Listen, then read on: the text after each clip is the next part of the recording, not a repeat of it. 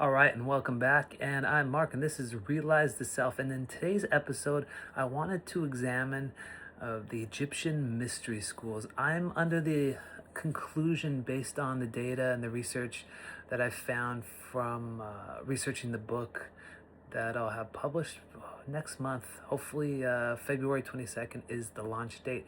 But what I found is that Egypt also had this know thyself.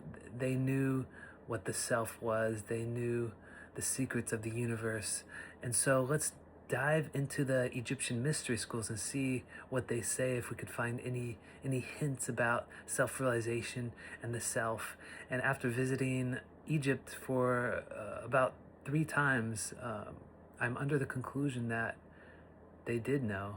And here we go. Let's start off with Egyptian mystery schools were secretive initiatory traditions focused on esoteric knowledge of the universe, divinity, and spiritual enlightenment. Using myths like Osiris and Isis, rituals, and deep study to guide initiates toward higher consciousness, influencing later Western mysticism, philosophy, and even early Christianity. A lot of the stuff I read about Christianity seems to have came from the Egyptian, a lot of Egyptian material. And the Egyptian material most likely came from the Vedic material, since I believe it is older, and the evidence that presents itself shows it is. There's another belief that it was the Atlanteans or the Lemurians that given Egypt all its knowledge and secrets and all that, but I don't find as much evidence, actually none at all. It's more writing and conjecture more than physical evidence and data. And that's what I like to do, is I like to put things together with the evidence, with data, with that sort of stuff. So when we go into these Egyptian mystery schools, there's not a lot of information written on it, just a little bit. There's no real like manual.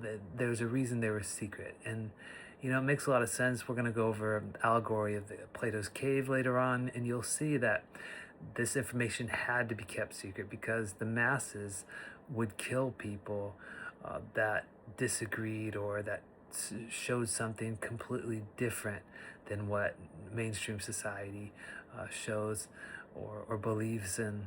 And so, yeah, that was one of the main reasons that this had to be kept secret. I mean, you could look at the most recent the Cathars back in, I think it was 1255, of southern France, and how they were just massacred by the church because of their belief in the divine spark and, all these beliefs that go against normal mainstream religion and the church. So when we come back to the Egyptian mystery schools, so these schools, they are linked to temples, priesthoods, trained elites in spiritual awakening with goals of deifying the self, understanding cosmic cycles, and accessing divine wisdom through practices like alchemy, hermeticism, and sacred rituals.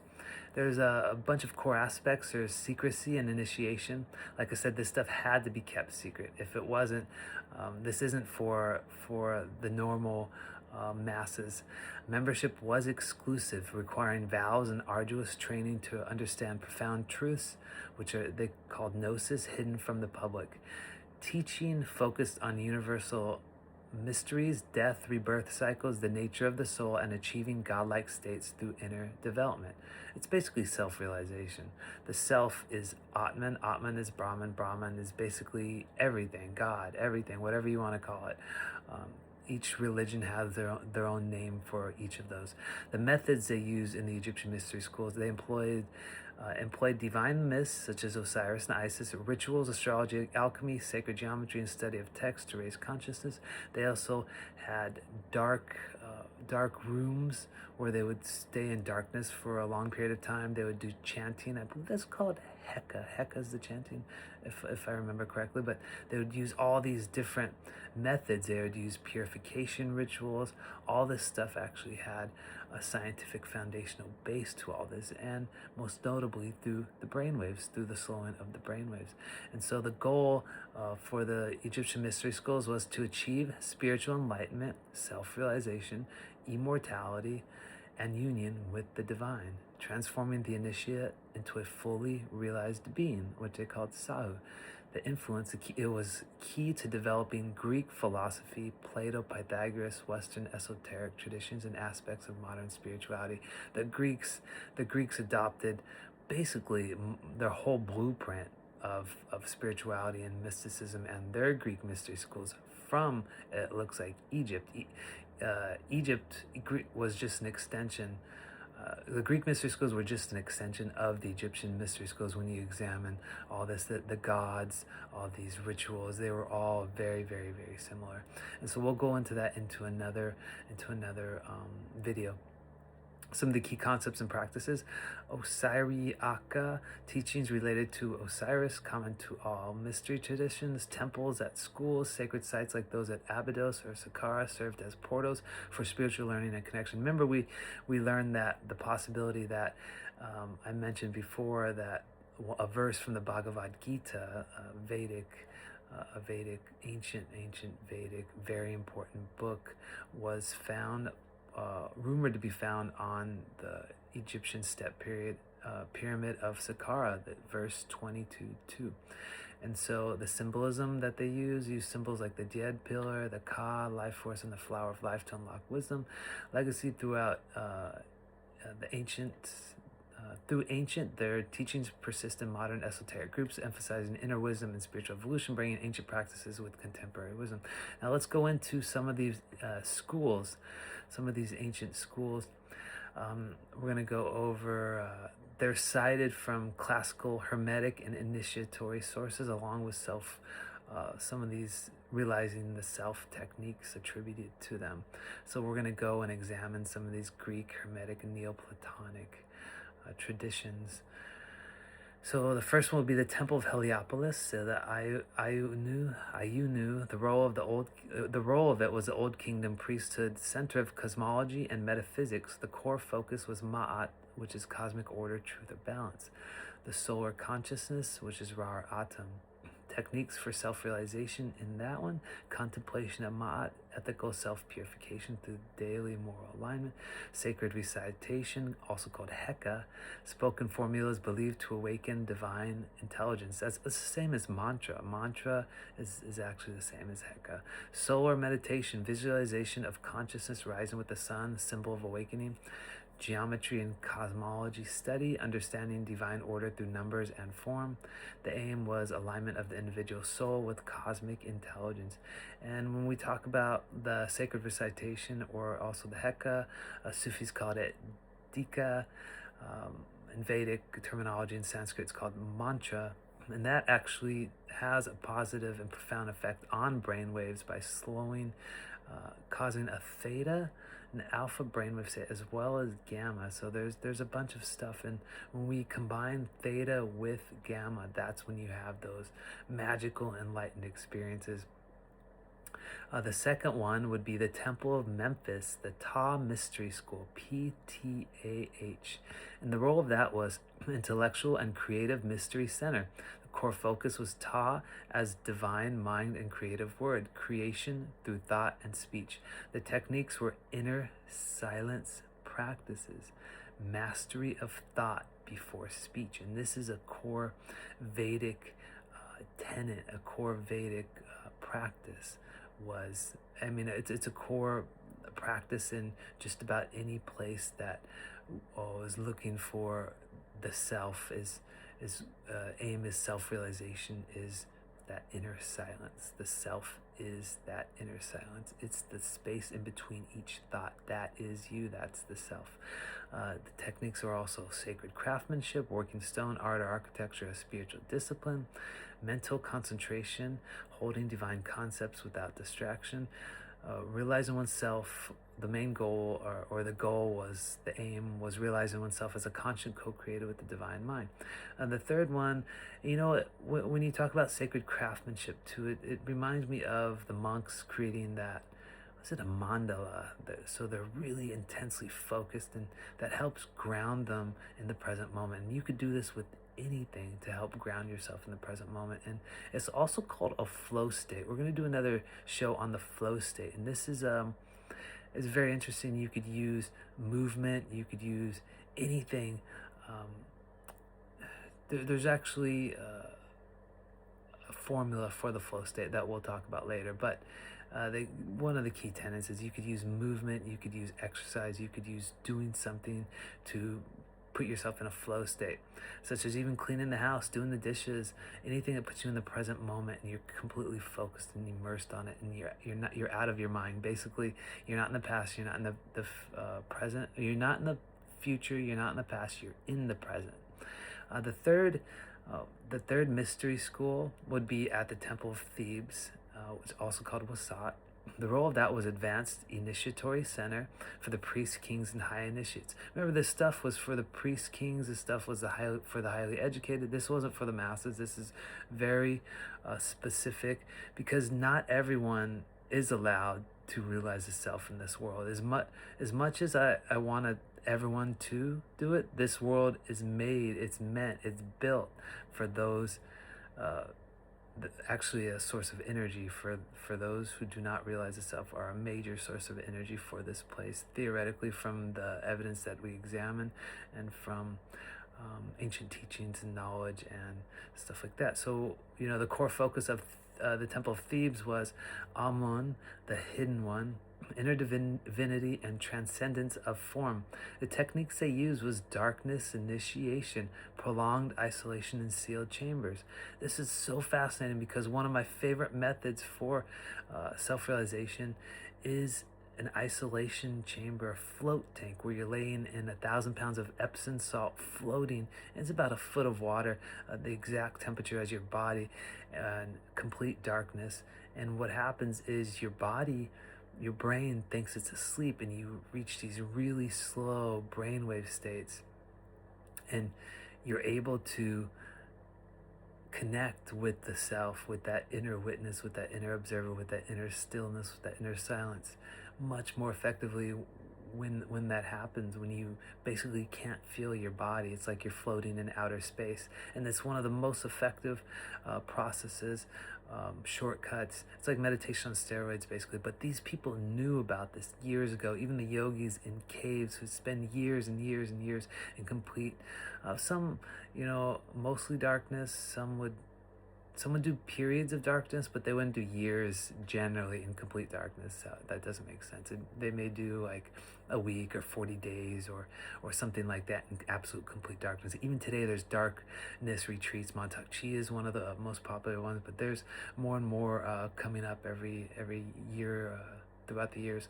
The other techniques they used was breath control and internal energy circulation, symbolic death and rebirth rituals, dream incubation, receiving instruction through dreams. Their aim was direct realization of the hidden divine essence within. So when they do that darkness initiation, they're getting in that dream state. They're activating DMT, which comes from melatonin, rolls down and is converted through all these different chemicals, what do you call them, chemicals, different molecules throughout the body, and eventually the final, it converts into DMT after about a week, I want to say, from what I read. I got to go over that. Actually, I could do another video on that. Montauk Chi has a great writing on that, because he talks about it before his 1 to 2 week retreats that he has, darkness retreats. And so with that, you could actually have transcendental experiences where it's almost like you're living in a dream world, and you could communicate with beings and all sorts of stuff there. But I would stay away from most of that stuff. I would not trust anything in this world. Trust nothing. Just realize the self. That is it. That's the main goal.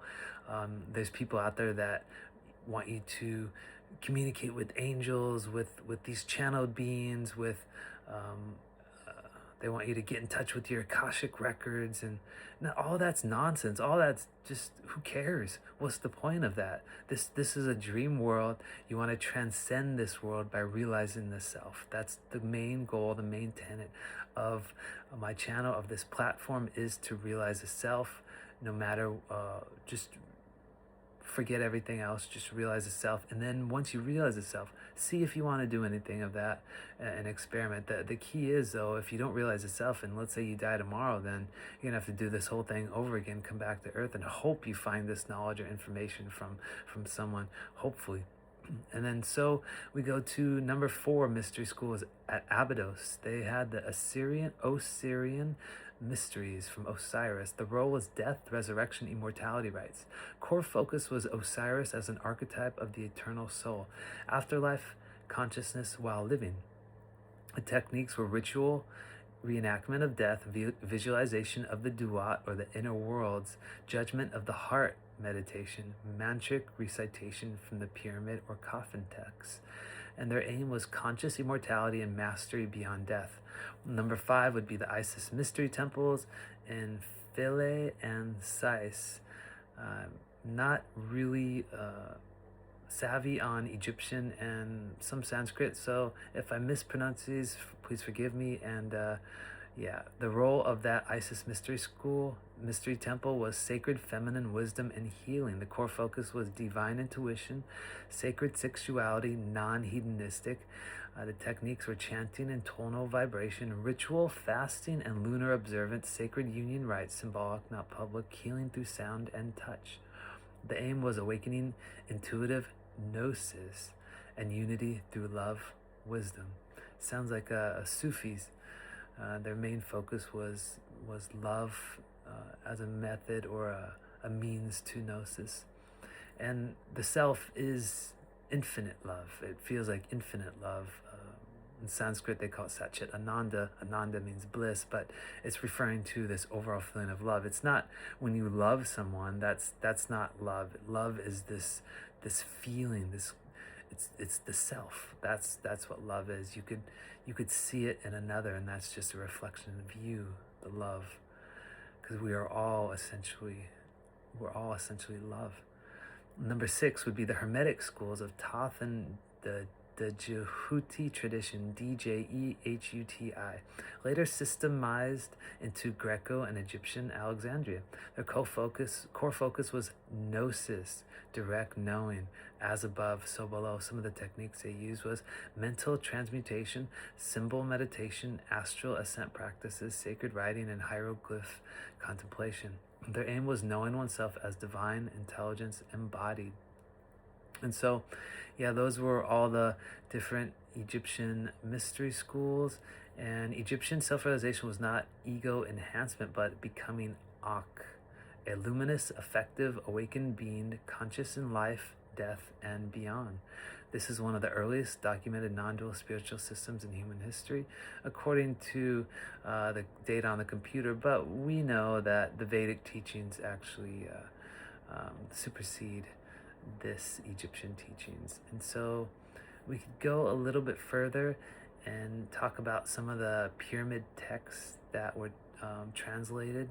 And so there's a couple good things. You know, I actually like some of these quotes too. We could go over. Let's go over a couple quotes. That's actually some of my favorites that actually will blow you away. You ready? Man, know thyself, and thou shalt know the gods. That's a ancient Egypt quote. You believe this? It's inscribed in the temples like Luxor. The kingdom of heaven is within you, and whosoever shall know himself shall find it. It's talking about self-realization. Come on, it's so obvious now with all the stuff we were talking about. Whoever shall know himself shall find it. Man, know thyself. You know, it was at the temple of Apollo in Delphi in Greece. Know thyself. That's a famous saying by these ancient Greek philosophers. That temple burned down in 548 BC. Guess who helped fund it? The king, an Egyptian king Amasis in 548 BC, gave him 3 times the sum to rebuild that temple. So it appears, and I make this, I make this connection in the book that the Greek mystery schools may have been an extension of the Egyptian mystery schools. And there's a lot of evidence for this. Another quote, Egyptian proverb, "The body is the temple of the God within you." And it's telling you the self houses the divine. And this is why purification is absolutely important and why they did this stuff from fasting. Fasting was one of the purification rituals, including fasting away from people, fasting from speaking, fasting from eating, all this stuff to fire help entrain the brain at a slower frequency. Inner divinity. Egyptians believe a divine spark, the Ba or Ka, resided within, and introspection revealed this essence connecting the individual to the cosmos. The wisdom lies in looking inward, observing your thoughts and feelings to find universal truths. The thoughts and feelings are not you, not the real you. Knowing yourself means recognizing your connection to the entire universe as the outer world reflects your inner state. And the Egyptian mystery schools are the origin of Greek wisdom. All this Egyptian wisdom looks to be the origin of Greek wisdom, and the Egyptian came from the Vedic wisdom. Socrates popularized know thyself. This profound idea originated in ancient African Egyptian mystery schools, influencing later Greek philosophy. And there's a couple more quotes I'd like to read as we finish this episode. And I think the next episode we're gonna continue. Let's see how this goes. So, really great author that I quote in the book too, Muata Ashby. He wrote a lot about the ancient Egyptians, and so here's a quote that he mentions from ancient Egyptian proverbs: "O people of the earth, men and women born and made of the elements, both with the spirit of the divine within you, rise from your sleep of ignorance. Be sober and thoughtful. Realize that your home is not on the earth, but in the light. Why have you delivered yourself unto death, having power to partake of immortality?" This is a very clear example of self-realization. It's telling you right here in these words, rise from your sleep of ignorance. Ignorance is the root cause of suffering, of being disconnected from the self. Ignorance in this fashion, as taught in the Vedic teachings, is the misidentification with the false self, with the body, with the mind, with the emotions, and not with the true self, the observer, the witness within. That is ignorance. It says, be sober and thoughtful. Realize your home is not on earth, but in the light. And this corresponds directly with the divine spark. You could see it clearly right here. It is a bright light. It's we all have it within us, and that is infinity. That is you. That is the divine spark. Why have you delivered yourselves unto death, having power to partake of immortality? Why have you consumed in the pleasures of this earth when you have immortality right beneath your nose? Why? Why stuff yourselves, your faces, with food and sensual pleasures, and immerse yourself deeper in the Maya, in this dream, when you can have immortality right under your nose? Why do it? To be honest, I think immortality is clearly the best choice. Another quote, he says, "Those who live today will die tomorrow. Those who die tomorrow will be born again. Those who live Ma'at will not die." Interesting. So it appears that it's almost similar to those who realize the self will not die. Those who have not will die tomorrow, and then will be born again. There's just a reference to reincarnation. Here's another cool one. "Know thyself, deathless and able to know all things. All arts, sciences, the way of every life, become higher than the highest height and lower than the lowest depth." So yeah, that's really really great stuff by Egyptian and their by Egypt, the Egyptians and their mystery schools. And since we're on the topic, I'm just gonna go over this.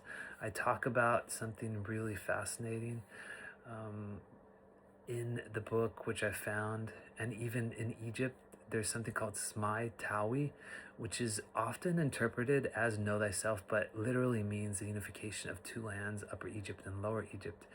And what it looks like you have two Egyptians both holding what looks like to be a rope, one on each side. In the middle there's like a spinal cord, and at the bottom they have their foot on top of what appears to be lungs, or yeah, I think it refers to lungs, and there's a bunch of hieroglyphics on it, but maybe I'll put that in the pictures of the show. But that is actually found on nearly every temple and nearly every place in Egypt. I personally found it and took pictures from the Temple of Luxor, Karnak, Hatshepsut, and the Colossi of Memnon. And so, yeah, I include one picture in the book from the Temple of Luxor I took in 2023. But if you go to a book by the Ashby, a really fascinating and brilliant guy, in his book Egyptian Yoga, The Philosophy of Enlightenment, he talks about Smai Tawi, Smaitawi. It means unification of two lands, like I mentioned, ergo Egyptian yoga. Yoga means union, union or yoke, union or yoke, if I remember correctly. Two lands referred to the two main districts of the country, the north and south, but in ancient times, Egypt was divided into two sections or land areas. These were known as Lower and Upper Egypt. They were known in ancient Egypt mystical philosophy. The land of Upper Egypt related to the divinity of Heru, who represents the higher self, and the land of Lower Egypt relates to Set, the divinity of the lower self. So Smai Tawi means the union of the two lands, or the union of the lower self with the higher self. The lower self relates to that which is negative and uncontrolled in the human mind, including worldliness, egoism, ignorance, etc. Set, while the higher self relates to that which is above temptation and is good in the human heart, as well as in touch with transcendental consciousness. And that is Heru. I actually wrote Hearn. That's another one. I gotta fix that in the book. That's one small error that I just found. It's Heru, and the other one was Set. Thus, we also have the ancient Egyptian term Smaitawi, which is Heru and Set, or the union of Heru and Set. So that's translated to Egyptian yoga. The Gospel of Thomas 61 says, Jesus says, if one is whole, one will be filled with light. But if one is divided, one will be filled with darkness. Could it mean the unification of upper and lower, of the two opposites of duality into non-duality, into the self? And the knot, it's actually goes to when we talk about a knot. And so the photo that resembles a spinal column I was talking about, and the knot appears to be at the heart center. When examining a diagram of the chakras, there's a main channel that runs up and down the spine, and then there's two other channels called the Ida and the Pingala that crisscross, representing the masculine and feminine energies. The knot prevents these two energies from meeting. Perhaps the idea is that the unification of the two lands symbolizes the union of masculine and feminine energy once that knot was dissolved. Another theory that may be possible is that the unification of two lands may represent, this is interesting too, the union of the heart and the brain. The Heart Math Institute has conducted numerous studies over the years demonstrating the significance of heart-brain coherence. When the heart and brain are in harmony, our emotions, thoughts, and physiological functions align, creating a state of balance, clarity, and optimal functioning. This coherence is associated with increased intuition, emotional stability, and an enhanced connection to our self, our real self. And it's worth noting, in Vedic teachings, there are three primary knots. One at the bottom of the spine, the Muladhara chakra, called the Brahma Granthi. One at the heart, called the Vishnu Granthi. And one third eye, called the Ajna chakra, or the Rudra Granthi. But the one we're really focusing is on the heart knot. That's the most important that I found. According to Chaturvedi, the Ida and Pingala nadi, that are like spirals of opposite poles of the central axis, intertwine and unlock while passing through the seven chakras. Psychic knots or granthis are like protective blockages for the gradual change in awareness, and open only with the purification of mind and balance between the two nadis. The purpose of granthis is to block the sudden upward flow of prana, which are like circuit breakers to protect the overload that may occur to the practitioner in case of spontaneous ascension. Display of granthis is associated with the Trinity as the three main deities. Like I said, we don't focus on Kundalini here. We actually stay away from that. When you try to unlock Kundalini by doing all these different techniques, you actually bypass self-awareness, and awareness is actually the key to unlocking these chakras naturally and without forcing them through, whether it be any technology, through any breathing exercises, anything. We want to stay away from that. For the most part, I mean, you don't want to forcefully unlock something you're not able to handle consciously. And so there's all these different quotes that talk about this knot of the heart in the Upanishads I found, and I found that was really fascinating. And just go over these, since this is going to be a long episode. Maybe I'll make it as a premiere or something. But in the Maitri Upanishad 7.11, the person who is in the eye, who abides in the right eye, he is Indra, and his wife abides in the left eye. The union of these two takes place within the hollow of the heart, and the lump of blood which is there is indeed the life vigor of these two. That photo actually depicts the heart knot. This is what I think. I think it represents the heart knot, but it could represent all of this because they're all interrelated anyway.